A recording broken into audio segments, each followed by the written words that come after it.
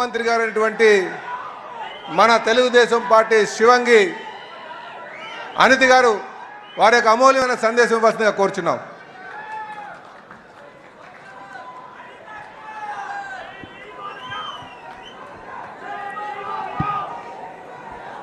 అందరికీ నమస్కారం. జై తెలుగుదేశం. ఈ మాట వింటేనే నీతి నిజాయితీ కలిగిన తెలుగుదేశం పార్టీ గుండెలు ఉప్పొంగాల. అవినీతి పార్టీలో కూరుకుపోయిన మనుషులకి గుండెలో రైళ్లు పరిగెట్టాలా. అది నినాదం అంటే మరొక్కసారి జై తెలుగుదేశం.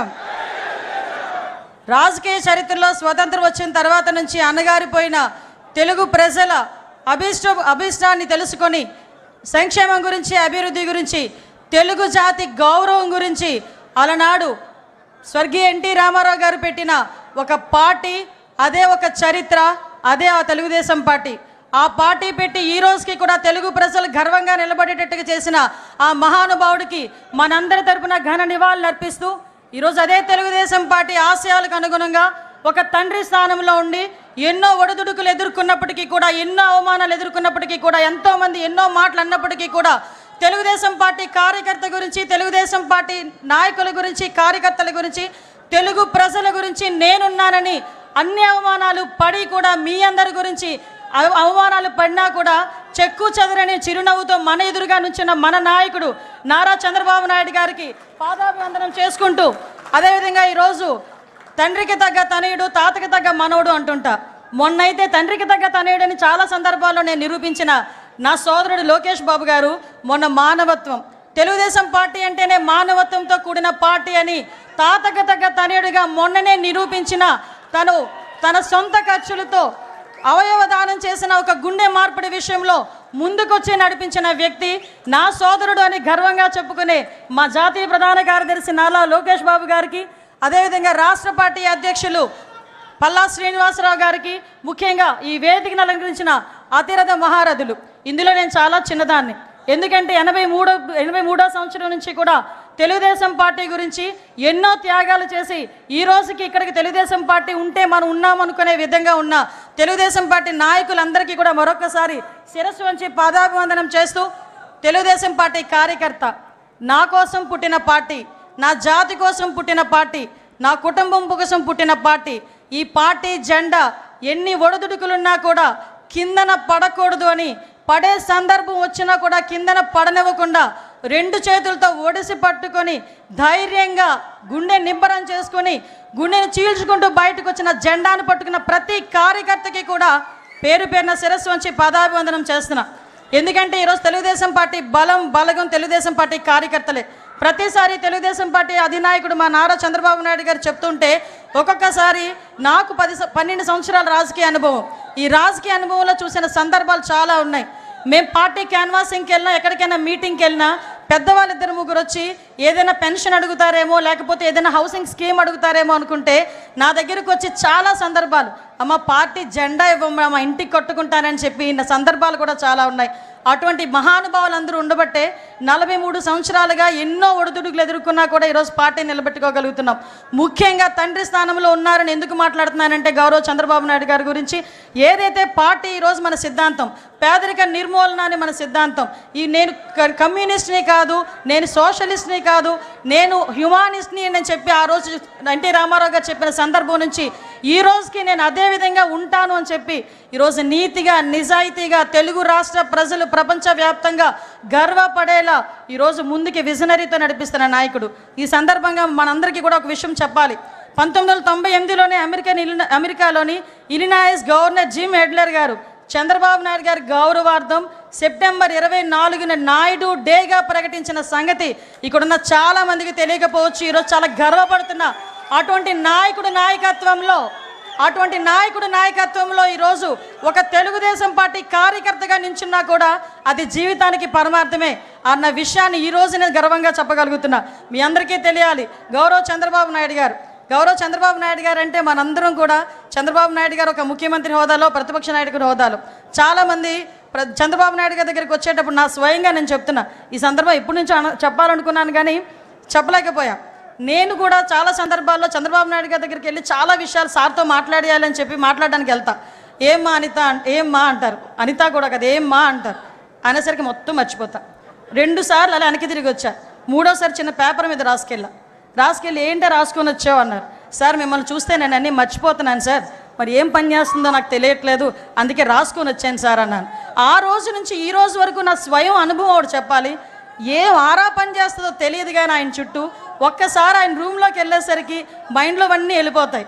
ఒకటి గుర్తొస్తుంది, అతను మా నాయకుడు, ఆ నాయకుడితో మేము పనిచేయాలి అని ఒకే ఒక థాట్తో మేము బయటకు వచ్చే పరిస్థితి కనిపించిందంటే దట్ ఈజ్ చంద్రబాబు నాయుడు. నేను ఎందుకు చెప్తున్నాను, చాలా గర్వంగా చెప్తా.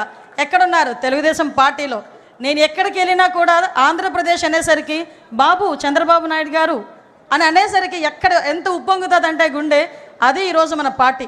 అటువంటి పార్టీలు ఈరోజు ఆయన పడ్డ కష్టం గురించి కూడా మీకు చెప్పాలి. రోజుకి ప్రతిపక్షంలో ఉండేటప్పుడు అలాగే కష్టపడతారు, అధికారంలోకి వచ్చిన తర్వాత అంతకన్నా ఎక్కువ కష్టపడే వ్యక్తి. ఎందుకంటే మీ అందరికీ తెలుసు చంద్రబాబు నాయుడు గారు, మాకన్నా బాగా మీకే తెలుసు. కానీ ఇప్పుడు అతి దగ్గరగా చూస్తుంటే చాలామంది అతని వయసు గురించి మాట్లాడతారు. ఏజ్ జస్ట్ నెంబర్ అని చెప్పి నిరూపించిన వ్యక్తి ఆయన. అటువంటి వ్యక్తి రోజుకి 16 గంటలు 17 గంటలు కూర్చున్న వ్యక్తి, మళ్ళీ బ్రేక్లో తప్ప బయటికి లగని వ్యక్తి, ఎన్ని గంటలైనా సమీక్ష చేసి చాలా ఇన్డెప్త్ వరకు వెళ్ళిన వ్యక్తి. ఒకసారి నేను రివ్యూలో కూర్చున్నా, నేను మా డిపార్ట్మెంట్ వాళ్ళందరూ ఫుల్గా ప్రిపేర్ అయిపోయాము, ప్రాబ్లం ఏం లేదు, సార్ ఏమన్నారు ఈరోజు పొగుడుతారని చెప్పి వెళ్ళా. మొత్తం తిరిగేశారు ఒక 10 నిమిషాలు.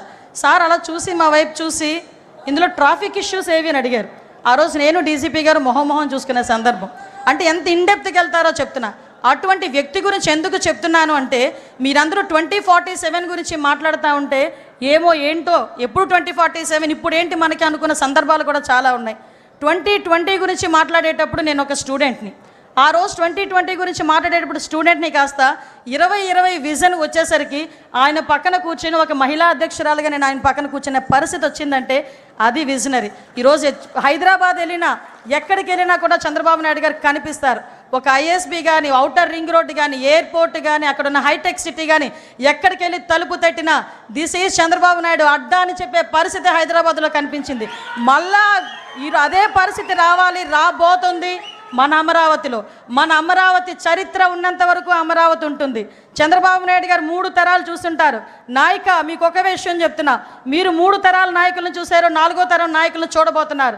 40 తరాలు వచ్చినా కూడా అమరావతి అని వచ్చేసరికి తెలుగుదేశం పార్టీ చంద్రబాబు నాయుడు గారే గుర్తొస్తారు తప్ప వేరే ఏ నాయకుడు గుర్తుకు రాబోడు.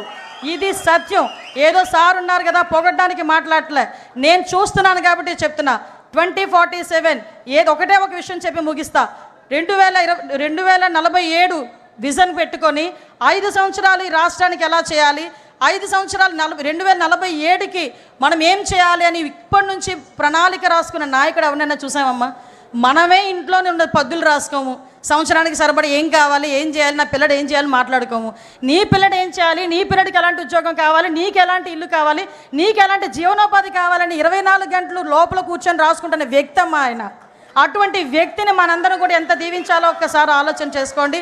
ఈ పేదరిక నిర్మూలనే ప్రధాన ధ్యేయంగా పుట్టిన తెలుగుదేశం పార్టీకి నిజంగా మణిహారం మన చంద్రబాబు నాయుడు గారు. ఎందుకు చెప్తున్నానంటే మన సీఎం గారి గురించి, ఈ రేపు 2047 ఉగాది రోజున 2047 విజన్ ప్రకారం పేదరిక నిర్మూలనే ధ్యేయంగా, తలసరి ఆదాయం పెరగటమే ధ్యేయంగా 20 లక్షల కుటుంబాలకి చేయూతగానిచ్చే విధంగా రేపు 2047 P4 విధానాన్ని ప్రవేశపెట్టడం. ఇదే ముందు రోజు మనం నిజంగా అదృష్టం అదే కలిసి వచ్చింది. ఈరోజు ఆవిర్భావ దినోత్సవం జరుపుకోవడం, ఈ 2 కోయిన్సిడెంట్స్గా జరిగినాయి. అది ఆయనకి మన పూర్తి సహాయ సహకారాలు మన సీఎం గారికి అందించాలి, మన జాతీయ అధ్యక్షుల వారికి అందించాలి. అదేవిధంగా మనం ప్రతిసారి కూడా ఎలాగైతే ఎన్నిదన్నుగా ఉన్నారో, ఆయన కష్టంలో ఉన్నప్పుడు, నష్టంలో ఉన్నప్పుడు, అవమానం భరించినప్పుడు, ఆయన జైలుకి వెళ్ళినప్పుడు కూడా ఎంతోమంది ఈరోజు ప్రపంచవ్యాప్తంగా బయటకు వచ్చి ఆయన గురించి మాట్లాడి ఆయన గురించి ధర్నాలు చేశారంటే, అటువంటి నాయకత్వంలో మనం ఉన్నందుకు ఒక్కసారి పసుపు జెండా పట్టుకొని గట్టిగా తిప్పాలి. జై తెలుగుదేశం! ఈ అవకాశం ఇచ్చిన ప్రతి ఒక్కరికి కూడా ధన్యవాదాలు తెలియజేసుకుంటూ సెలవు తీసుకుంటున్నాను. జై హింద్. వంగల్పూడి అనిత గారికి ధన్యవాదాలు తెలియజేసుకుంటూ ఇప్పుడు తెలుగుదేశం పార్టీ